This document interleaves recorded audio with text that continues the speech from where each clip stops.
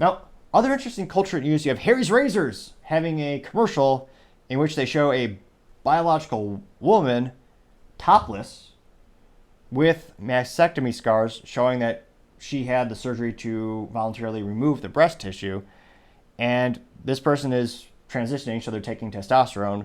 So this female has facial hair, and it's a commercial, and it's called part of Harry's Razors, saying they're saying this is part of their partnership to partner with the Trevor Project, which as a if you look into that project in and of itself has had instances where grown men are messaging younger boys around talking about sexual acts and apps. So there's controversy around that in and of itself. But this commercial, which again is on the internet, it's being seen by kids,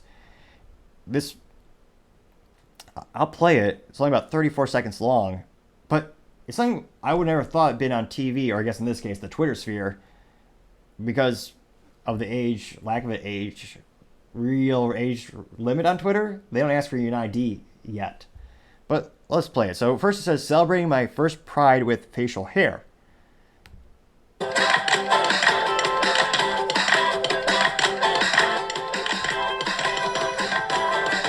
So the Harry's Razor has a green handle, and it looks like the biological woman is with a biological woman with long hair, standing next to her. So fully topless with the scars.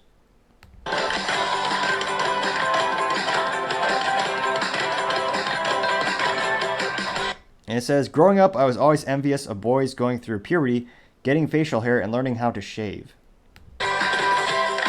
So now she's putting on the shaving cream. It says, I love growing a beard and maintaining it. Having facial hair and a grooming routine is the most gender-affirming thing to me, which I would say it's insensitive because some men can't grow beards. So is that pejorative statement in and of itself? Will this person be canceled? I doubt it. But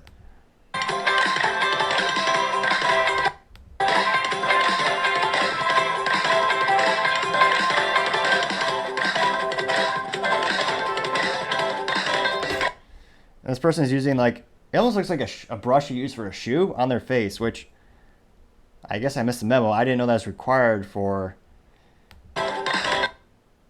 facial maintenance. And this is also, it looks like the packaging is Harry's Flamingo.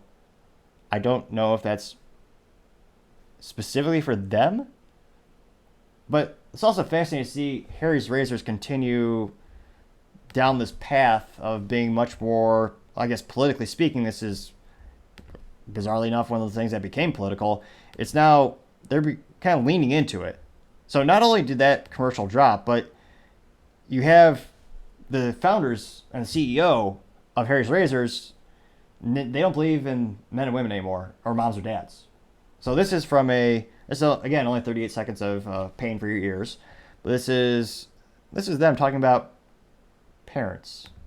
Unbalanced dynamic, and created a really sort of unbalanced dynamic, and made the co-parenting thing really hard to actually live in practice. And so, that experience, was one that led us to this conclusion that, hey, we need not just a general parental leave policy, but an equal parental leave policy that treats birthing and non-birthing parents equally. So we've implemented that and give everybody 4 months, regardless of whether you're the birthing parent or the non-birthing parent. This is something that bizarrely we saw a couple years ago when people thought it was pejorative to insinuate that moms exist, which, biologically speaking, you'll never change that. Now, they're saying birthing parents.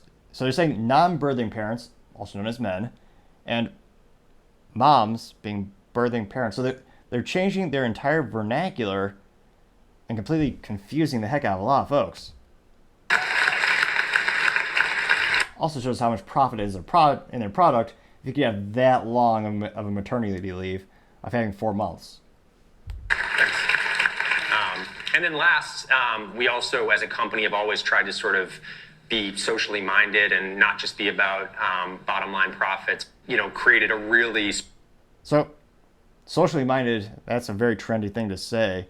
But also, one of the things that concerns me, small businesses, I don't think I'm very pessimistic about any additional laws when it comes to parental leave, just because if you're a 5-employee shop or 10-employee shop, you lose one employee for any amount of time, it can be detrimental to the business. But another topic in and of itself, this is fascinating from a cultural perspective because, again, perhaps technically this is a new target market. The growth rate is there in terms of the number of people transitioning.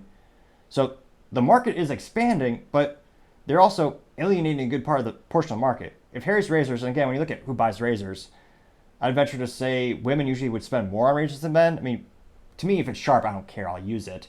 Or, granted, these days, I'll just use the General Buzz thingamajig. Yes, I have the greatest vernacular, and obviously I know a lot about facial hair. But they also have a track record of alienating a lot of their customers. Famously, you had the Daily Wire, which is, again, the fastest growing media company, headquartered out of Nashville, Tennessee. Best known for Ben Shapiro. You also have Matt Walsh, who made the documentary What is a Woman. You have Brett Cooper, the comment section of Brett Cooper. They have Michael Knowles.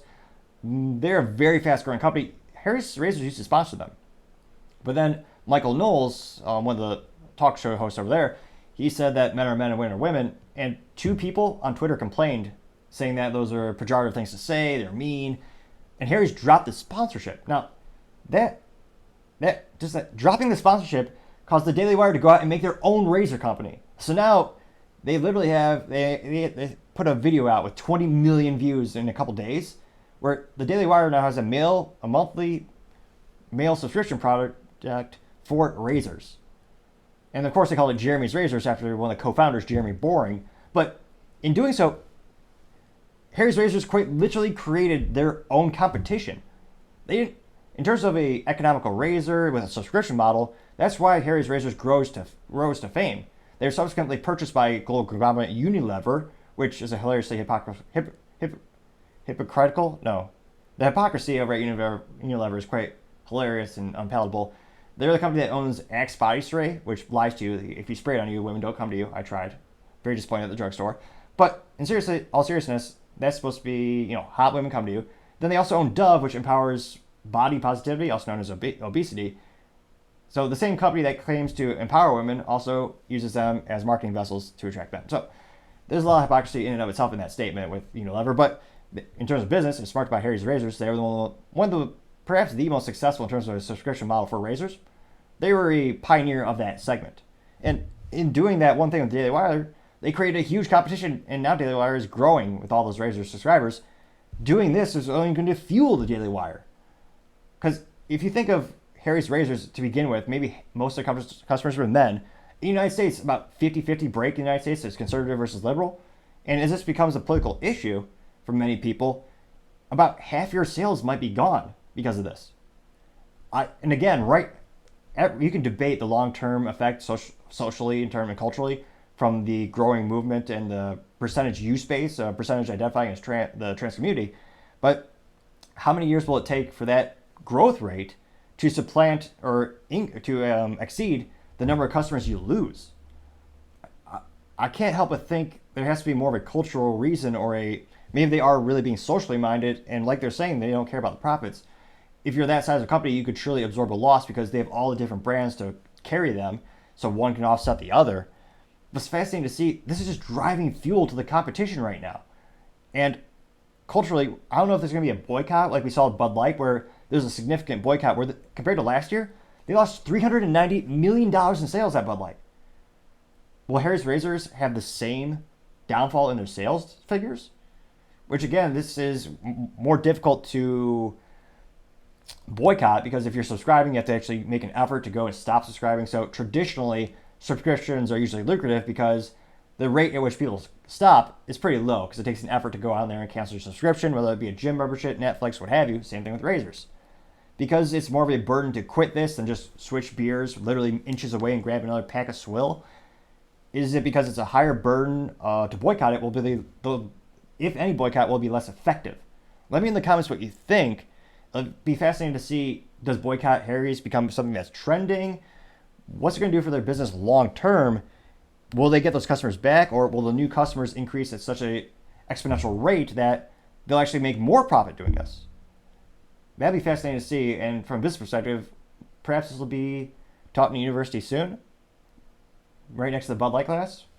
Perhaps it'll be business brilliance, but right now, surely seems like a business blunder, though we have something more interesting for that show later today. Thank you, everyone, for taking the time to tune in today. Also, trying to get to 3,000 subscribers by the end of August, so I greatly appreciate you taking the time to click that subscribe button. Also, taking the time to like and comment, also greatly appreciate. It really helps the channel grow and develop as we try to make the content and production better and better. Also, don't forget to tell your family, tell your coworkers, heck, tell your friends, heck, even tell your enemies, tell anyone and everyone. Just stay safe and fight the good fight.